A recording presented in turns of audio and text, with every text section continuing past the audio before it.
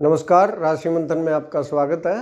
नाभस योगों की हमारी श्रृंखला जो है वो जारी है और इसमें आकृति योग जो है 20 हमारे वो हमारे चल रहे हैं। तो आज हम 4 जो है वो योग लेके आए हैं।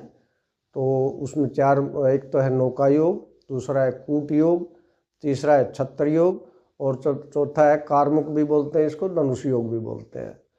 तो ये 4 जो योग हैं, तो इसमें थोड़ा जो है कि इसकी आकृति जो बनती है उसमें थोड़ा मतभेद, मेरे को भी इसमें हमेशा संदेह जो है वो रहा है कि जो ये यहाँ पर बताई गई हैं कि भी कैसे कैसे बनता है, उस हिसाब से आकृतियाँ जो है वो सही दिखाई नहीं देती।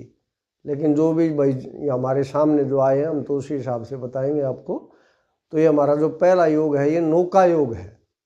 और नौका योग कैसे बनता है कि पहले भाव से लेके 7वें भाव तक सभी ग्रह हो, यानी यहाँ से लेके और यहाँ तक, यानी ये हिस्सा जो है हमारा उसमें सारे के सारे ग्रह हों तो वो नौका योग बनता है।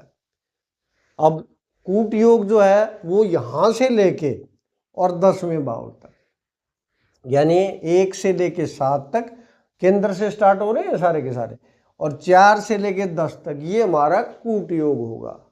और उसके बाद 7 से लेके 1 तक ये हमारा छत्र योग होगा। और फिर 10 से लेके और चौथे भाव तक, तो ये जो 7 भाव में अगर ग्रह होंगे तो वो धनुष योग होगा। अब ये जो संदेह उत्पन्न होता है इस आकृति में वो आपको भी दिखाई दे जाएगा कि भाई जैसे यहाँ पर नौका योग है तो नौका तो ऐसे होती है, ऐसे थोड़ी ना होती है, ये तो ऐसे होती है नौका। तो इस हिसाब से बढ़ना तो ये चाहिए था। इसी प्रकार से छत्र जो होता है वो ये होना चाहिए था। धनुष है वो ऐसे होना चाहिए था, यहाँ से उधर वाला।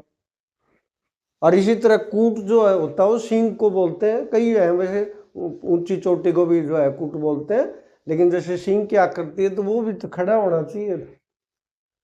तो वो जो चीजें हैं तो थोड़ा ये संदेह जरूर है इसमें कि भाई ये नाम जो रखे गए हैं, क्योंकि भाई आकृति योग का मतलब आकृति वैसे दिखनी चाहिए। लेकिन अब जो भी हमारे सामने जो योग हमारे सामने जो आए हैं उसी हिसाब से इसका जो फलित मैं बता रहा हूँ। तो इसमें जो हमारा नौका योग है वो आधा ठीक है आधा खराब है। अब वो कैसे कि भाई सबसे पहले तो नौका योग आ गया तो नाम से ही पता लगता है कि इस व्यक्ति का कोई न कोई नाव से संबंध है। तो प्राचीन काल में जैसे नाविक होते थे, मल्ला होते थे, तो उस हिसाब से जो नाम पड़ा है। आज के दिन ये कह सकते हैं भाई कोई जैसे नेवी में व्यक्ति जो है वो नौकरी करता हो सकता है, या कोई समुद्री जहाज़ों का व्यापारी हो सकता है, या कोई भी पानी से संबंधित जो काम जो होता है वो करता हुआ हो सकता है, पहली बात। दूसरी बात, ये काफ़ी विख्यात होता है और काफ़ी पैसा इसके पास होता है। और उसके बाद बहुभोजी होता है, बहुत खाने पीने वाला ये व्यक्ति होता है। तो ये सारी चीज़ें तो ठीक है, लेकिन उसके बाद जो है कि ये दुष्ट होता है, मलिन रहने वाला होता है, लोभी होता है, कंजूस होता है और चुगलखोर होता है। तो ये आधा योग तो इसको ठीक मानेंगे, लेकिन आधा योग जो है वो खराब योग है। दूसरा हमारा आता है कूट योग। तो कूट का जो एक तो मैंने बताया था, सिंह को भी कहते हैं, ऊंची जो पहाड़ की चोटी उसको भी कहते हैं। साथ में कूट का मतलब छल करने वाला, धोखेबाज, झूठा। तो वो ये जो है कूट जो है ऐसा योग होता है कि वो व्यक्ति झूठा होता है, सट होता है और हिंसक होता है, और जो सारी उम्र जो है वो एक छल ही करता रहता है।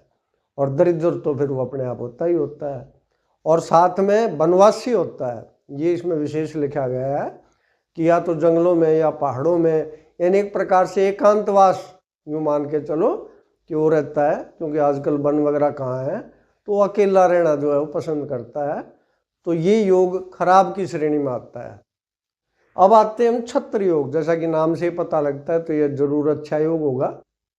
तो ऐसा व्यक्ति जो होता है वो राजा का प्रिय, या आजकल राजा तो है नहीं, शासक प्रिय, यानी जो नेता हैं, बड़े बड़े मिनिस्टर हैं, उनका कोई न कोई वो खास व्यक्ति होता है। और ये दाता भी होता है, दयावान भी होता है, श्रेष्ठ इसकी बुद्धि होती है, बहुत अच्छा जो है वो सलाहकार होता है, गृहस्थी होता है। तो ये अच्छे गुण हैं इसमें, लेकिन इसको युवावस्था में संघर्ष करना पड़ता है।